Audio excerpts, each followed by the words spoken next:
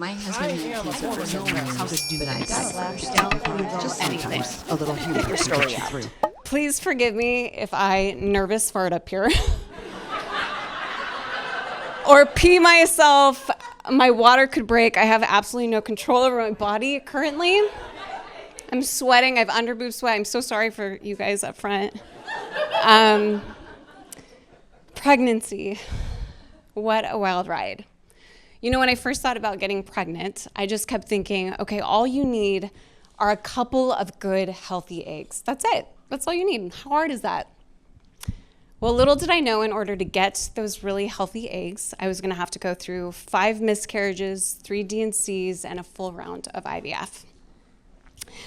So my first time that I got pregnant, I was so excited. Okay. So I got a little ahead of myself. Instead of actually going to see the doctor, I panicked actually. I told my husband, well, we have to buy a house. It's like I have the test in my hand. I'm like, we'll just buy a house, obviously. We do that first. I bought the house. We're in escrow for this house. On the day of the inspection, I'm like, oh, I should probably go see a doctor. Yeah. I am 10 weeks pregnant at this point. I have not even seen a doctor. So I go see the doctor, and the doctor lets me know that he sees 3 separate sacs. So essentially he sees triplets, but none of them have a heartbeat. So we have just made this huge purchase. Oh God. And we have no babies. And it was really sad because it was my first miscarriage, and it was kind of that like, oh, this can happen. But if I'm being totally honest, triplets? Nobody got time for that. I'm good. So I just took it as the universe saying, just move on, right? And what that miscarriage taught me is don't get ahead of yourself, right? Like, pump the brakes, bitch. Bump the brakes. So a couple months go by and we get pregnant again. And this time I'm 6 weeks pregnant. And this time I'm gonna surprise my husband. So it's gonna be Christmas in a couple of days. And so I went and bought him a pair of small little baby vans. And I'm gonna surprise him on that day. But on Christmas Eve, I see the blood. I know I'm losing the pregnancy. I let my husband know. We cry it out.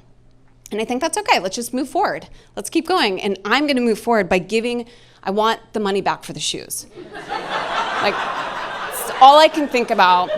So I go back to the store, and it's like this young kid behind the counter, and I'm giving him like my sob story, and there's another girl behind the counter, and she just looks at me and she's like, oh, that was final sale.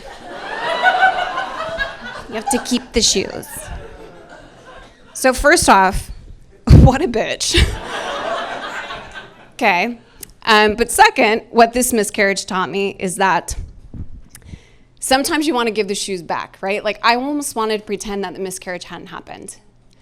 And these losses become a part of you. You just can't let them go. So that miscarriage taught me a lot. So a few months later, we get pregnant again. I'm so excited, but this time we get that one good, healthy egg. And the pregnancy sticks, and 9 months later, I have my daughter, Lila. So I'm kind of looking at my body like, she's a slow learner, but she gets it now, so we can move forward. So we try again, and we get pregnant.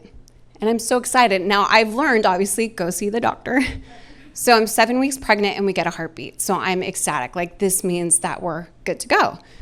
So I make the next appointment for 11 weeks out.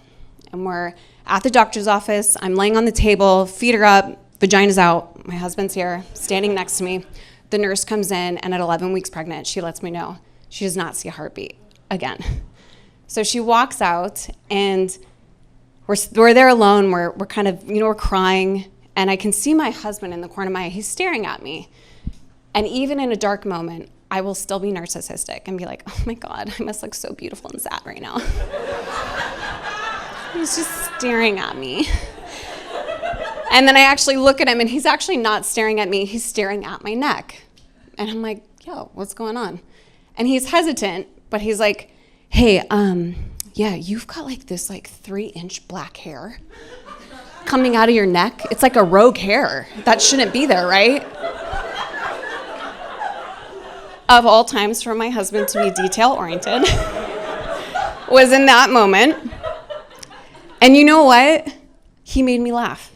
And I start crying laughing, and he's laughing. It's like the worst moment to be laughing at a rogue hair. She's here with me tonight, too. I had to bring her to the show. It's only fair.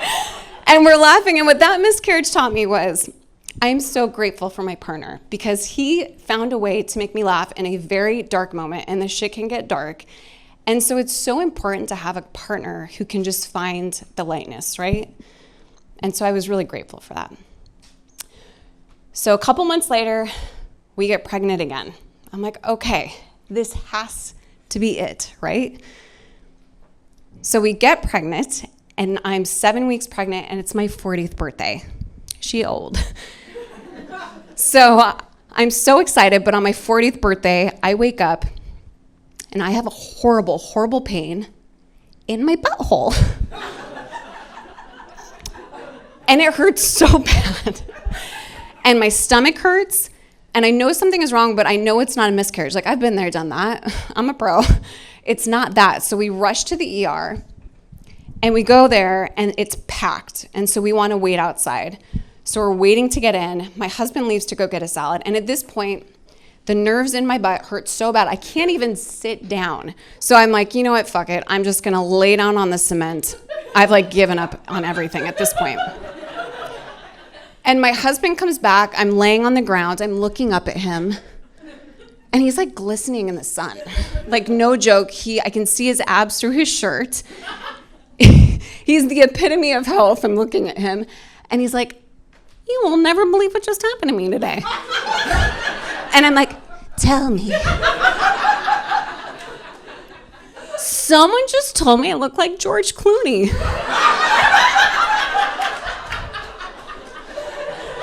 You don't say, Dan.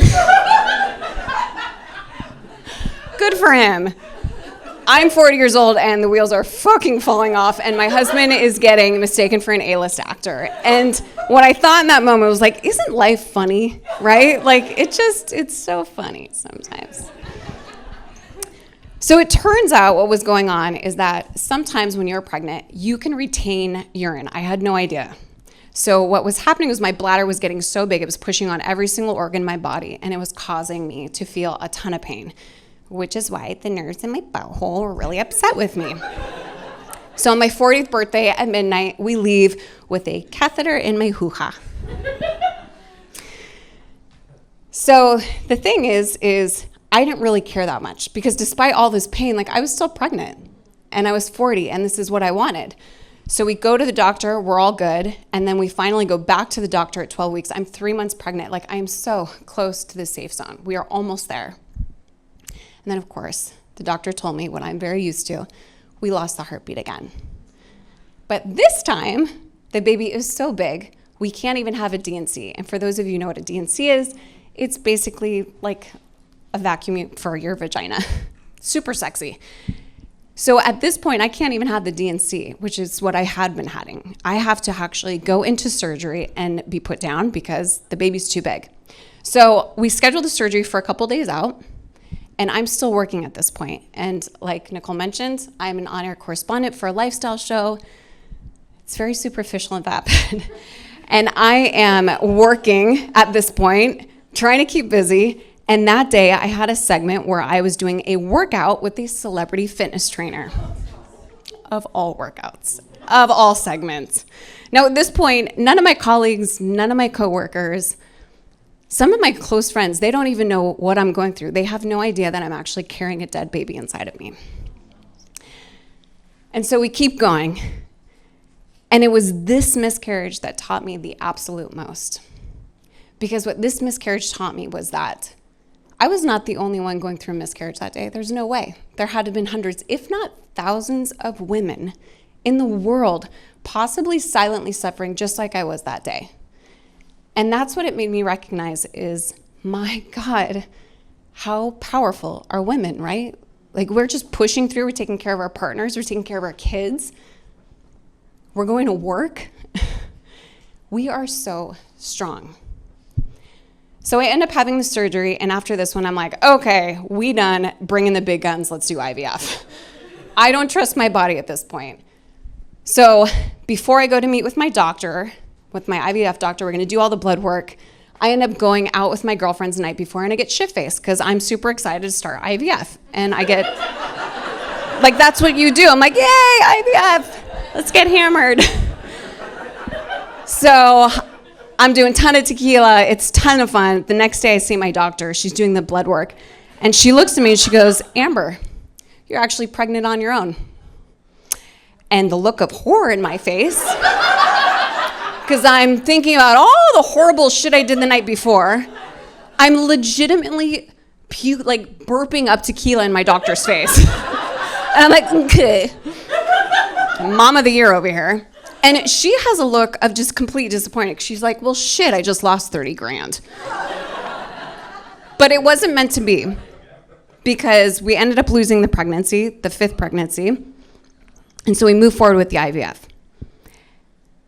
And so with IVF, my doctor was able to retrieve 5 eggs. And out of those 5 eggs, only 1 was genetically healthy. That's it. I had 1 chance, or I was going to throw in the towel. So after all of those losses, all of those lessons learned, I am really excited to be standing on the stage tonight with all of these incredible women that I've gotten to know. And I'm so excited to be 9 months pregnant with that 1 good egg. Thank you.